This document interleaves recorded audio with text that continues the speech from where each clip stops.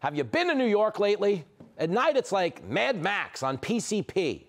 All because of bozos like Manhattan DA Alvin Bragg.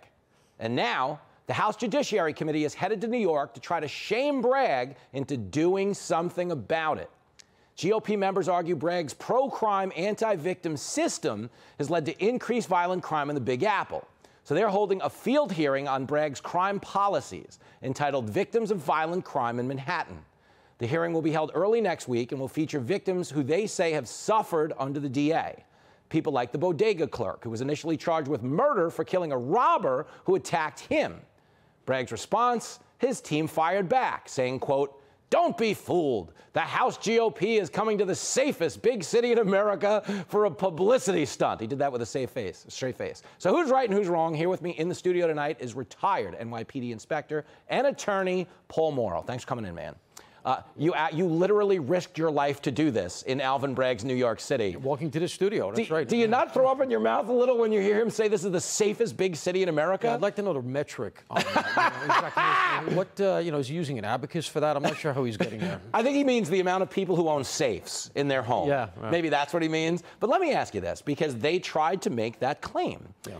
Can police stats, specifically crime stats, be manipulated to create the perception that they're even lower than they are, as high as they are? Well, I mean, as the old saying goes, there's lies, damn lies, and statistics, right? Mm-hmm. So, of course, you can. And, his claim of the safest big city in America, that's sort of a legacy saying that goes back at least 12, 15 years to a point where it was true. Yeah. And, of course, they can manipulate. And one of the things that is not captured is anything below felony level. Mm-hmm. Now, as several of your guests have mentioned, he is a champion of downgrading felonies to misdemeanors. Misdemeanors are generally not captured in the crime stats. Mm-hmm. Furthermore, the misdemeanor stuff is one of the things that really goes to quality of life. Even if you posit that the crime statistics that they're quoting come off of arrests and not downgrades, okay? And there's a lot of debate about that. Yeah. Misdemeanor stuff is the shoplifting, the homeless camp on the street, and you can't move them. The police no longer have the lever to move those folks along because there are entire categories of statutes he just doesn't recognize. Throughout the rule book when he got into office. Exactly. He decided to, allocate to himself the role of the legislature. Well, and I think that's the part that is so frustrating because we all see how this happened. There's more empathy in society now for the criminal than the cop. Yeah. But in a town as liberal as the one we're in, a town that puts up with Alvin Bragg as a district attorney, what do you think it would take, we're just spitballing here, to get people to understand how vital and important the cops are? Because I still don't think New York completely gets it. Yeah, the city itself, I mean, I think we'd have a different governor if the city itself got it. I think the rest of the state does, but I don't think you could make the case that this borough does. Yeah, I think you're probably right. I mean, if you look at the statistics in the governor's election, as you say, Manhattan went overwhelmingly for Hochul. They put her over. Yeah.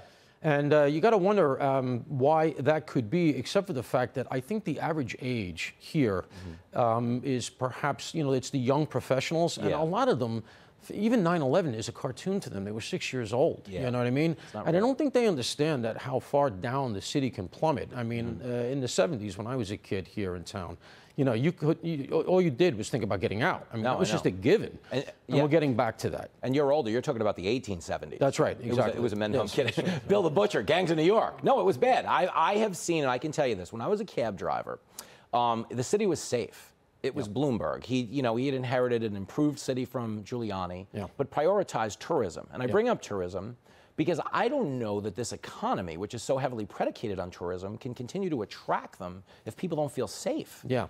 And, the meme that gets out there is generally just like the first blush thing. Like, it's like this thing with Bragg, Yeah.